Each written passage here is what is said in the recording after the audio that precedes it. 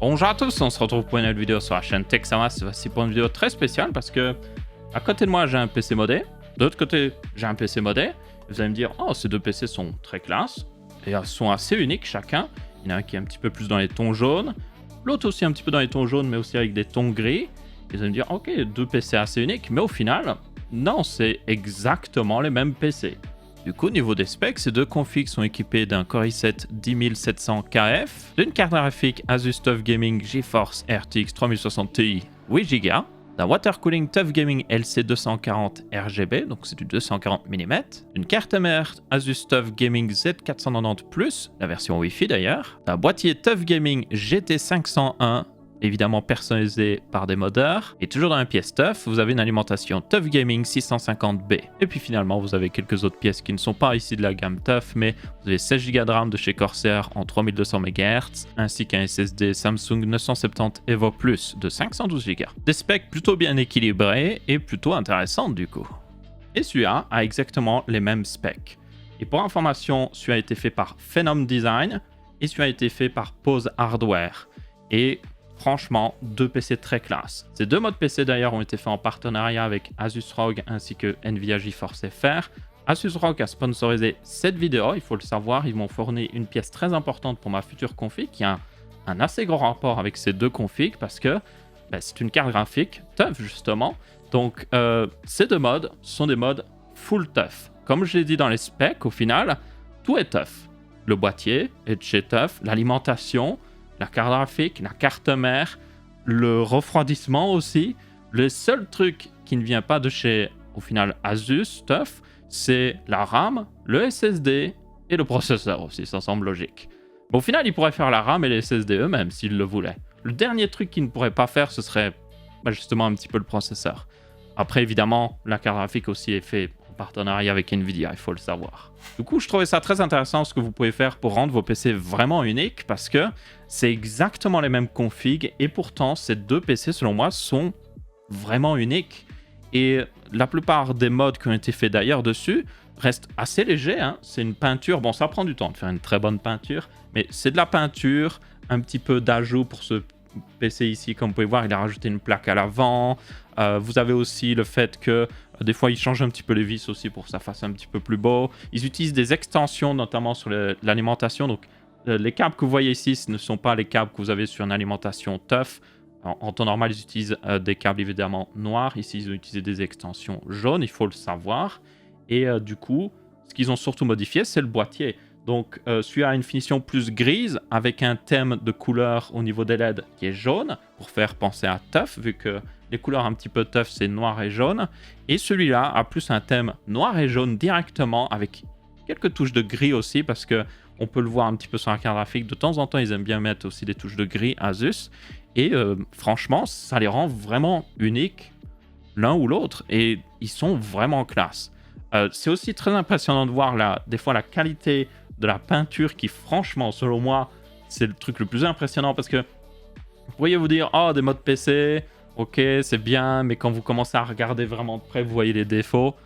Honnêtement, surtout sur ce mode-là en particulier, la peinture est tip-top. Bon, un expert en peinture pourrait vous dire, oh non, là, ça ne va pas parce qu'il y a ci, il y a ça. Mais pour moi, c'est tip-top. Franchement, il y a des boîtiers qui sortent d'usine. Il y a des boîtiers qui sont faits par des marques qui ont une peinture qui est moins bonne que ça, selon moi.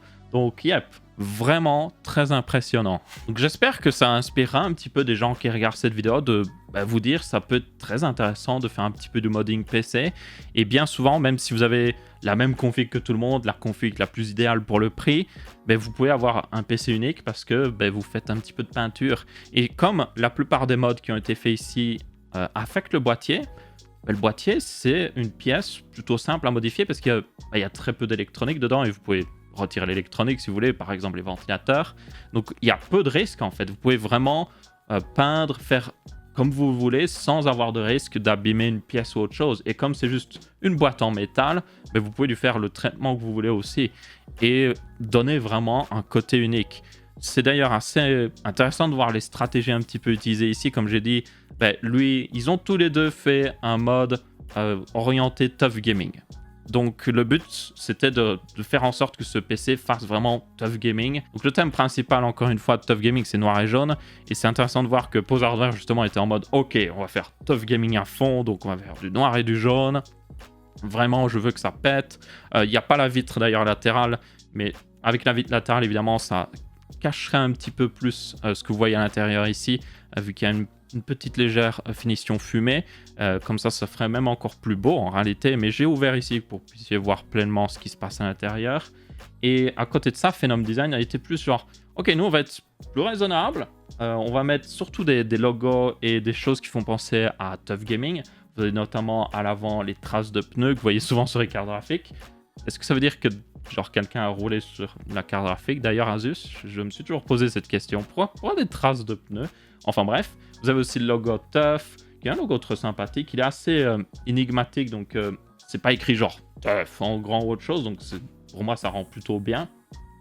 Et ça complète assez bien le mode. Et puis vous avez le jaune avec les LED, que vous pouvez toujours changer, c'est ça qui est bien, qui permet de justement donner la dernière touche de Tough. Donc c'est vraiment deux stratégies très différentes, mais qui sont tout aussi sympathiques l'une pour l'autre. Je dirais que si vous êtes plus sobre, vous prendriez plutôt celui de Phenom Design. Et si vous êtes plus genre, je veux vraiment que ça ressemble à du Tough Gaming, ben, ce serait plus le design de Pose Hardware. Maintenant, parlons de la pièce principale de ces deux configs et qui est un petit peu justement l'un des focus. Vous devez le voir notamment avec Pose Hardware qui a réellement mis en avant, c'est la carte graphique. Parlons justement plus en détail de ces cartes graphiques de chez Asus en Tough Gaming, qui sont selon moi très intéressantes parce qu'elles vous donnent un maximum de performance, tout en restant pas non plus dans l'extrême, donc elles sont abordables. Donc ici, vous avez évidemment la RTX 3060 Ti avec ses 8 Go de RAM, mais évidemment, il en existe aussi dans tous les autres modèles de cartes graphiques RTX. Alors, les avantages de ces cartes graphiques, vous avez notamment l'excellent refroidissement avec 3 ventilateurs, dont celui du milieu qui est inversé pour minimiser les perturbations, et ce sont réellement des cartes très silencieuses, parce qu'en plus, si vous ne faites rien sur le bureau, ben les ventilateurs s'arrêtent. Vous avez dû le voir dans cette vidéo. La carte graphique ici a les ventilateurs qui est toujours arrêtés. Et puis la construction est excellente parce qu'elle est entièrement en métal avec évidemment les ventilateurs ici qui sont en plastique. Mais l'extérieur est en métal. Vous avez une backplate en métal qui permet aussi de un petit peu dissiper de la chaleur, notamment sur les plus grosses cartes graphiques comme la RTX 3090 avec les puces mémoire à l'arrière. Et finalement, vous avez toujours un excellent étage d'alimentation sur ces cartes graphiques qui vous permet de vraiment avoir de bon overclocking, des bonnes performances sans pour autant aller vers les cartes graphiques les plus extrêmes. Du coup, j'en ai profité pour tester un petit peu ces cartes graphiques, justement, et les configs derrière. Bon, évidemment, comme c'est exactement les mêmes configs, j'en ai testé une pour voir les performances. C'est le genre de config, d'ailleurs, que je recommanderais. J'ai d'ailleurs fait un guide d'achat récemment, et c'est pratiquement les mêmes configs que j'ai recommandé dans cette vidéo-là. C'est selon moi ce qui vous donne le plus de valeur pour votre argent, surtout avec les RTX 3060 Ti, ou même les 3070, 3070 si vous préférez. C'est vraiment celle qui vous donne le plus de performance pour votre argent. Et du coup, ben, ça tourne nickel. Donc j'ai évidemment testé dans les derniers jeux à la mode Minecraft RTX. Forcément, j'allais tester dans quoi? Franchement. Donc oui, Minecraft RTX tourne extrêmement bien. Plus de 120 FPS sans problème, 150 FPS même des fois. J'ai testé sur Medieval RTX, une map très sympathique que tout le monde devrait télécharger dès maintenant. Elle est faite par un petit créateur sur YouTube qui s'appelle Aurélien Sama. Je ne sais pas si vous connaissez. Il a fait aussi avec des membres de son serveur sur le Super Sama World. Un gars plutôt sympathique, même s'il a un petit peu imbu de sa personne. Enfin bref. Et du coup, j'ai aussi testé d'autres jeux. Vous avez notamment Outriders qui est sorti très récemment. Il a le DLSS dedans, donc je voulais voir ce que ça donnait. Et DLSS toujours aussi intéressant, selon moi. Nvidia est toujours en mode, ouais, le RTX c'est très important. Le RTX est très important parce que c'est une nouvelle technique de rendu qui va nous permettre d'avoir des jeux beaucoup plus beaux. Mais honnêtement, moi, ce qui m'intéresse le plus, toujours à chaque fois, c'est le DLSS. Plus il y a de jeux qui supportent le DLSS, plus je suis content. Donc notamment ici, Outriders tourne sur l'Unreal Engine. Ils ont notamment, dans les dernières versions de l'Unreal Engine, rajouté le RTX et le DLSS. Donc vous devriez voir plus de jeux venir avec. Et là, notamment, ils ont rajouté le DLSS dans Outriders. Et ça tourne nickel, franchement. Donc j'ai fait quelques tests avec le DLSS activé, le DLSS désactivé pour que vous puissiez voir. Vous pouvez regarder le FPS en haut à gauche d'ailleurs. à chaque fois que c'est désactivé ou activé. J'ai aussi testé dans les différents modes du DLSS, parce que maintenant, avec le DLSS 2.0, si vous ne savez pas, vous avez plus d'options. Donc, vous n'avez pas juste activé et désactivé.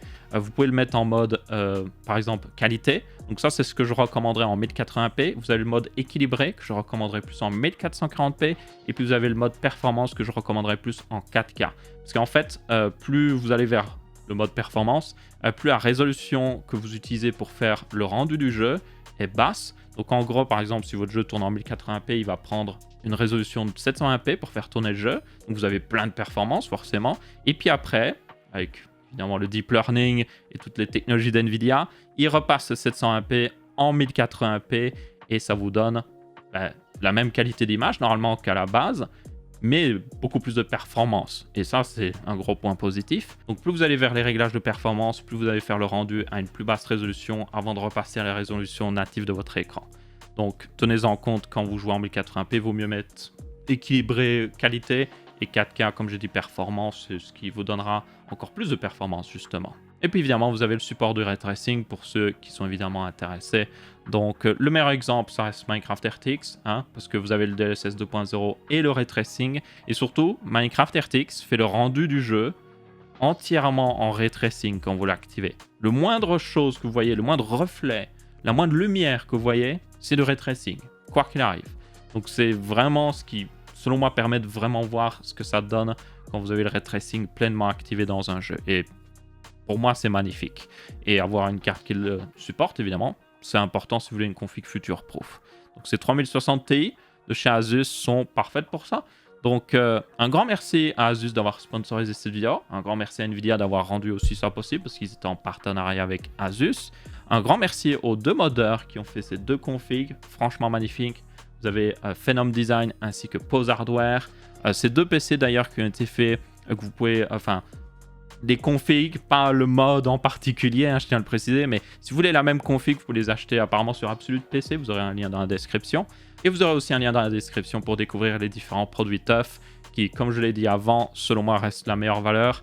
Vous avez toutes les fonctionnalités que vous voulez, les plus importantes en tout cas, le Wi-Fi 6, tout ça, du RGB sur la carte graphique, mais vous n'allez pas tomber non plus dans l'extrême qui des fois coûte très cher. Et donc là, vous avez vraiment ce que vous voulez à un bon prix. Donc, n'hésitez pas à découvrir, surtout que maintenant, ils ont des alimentations, des refroidissements, des boîtiers qui sont vraiment pas mal. Bon, ils sont pas modés par des modeurs français, mais ils sont quand même pas mal. Et du coup, je vais en rester là. Merci à tous d'avoir regardé. J'espère que vous avez bien apprécié. N'hésitez pas à vous abonner pour découvrir la future vidéo sur une certaine config qui va apparaître derrière ici. Ce sera bientôt, ça. Et du coup, je vous retrouverai pour de prochaines vidéos. Ciao, ciao!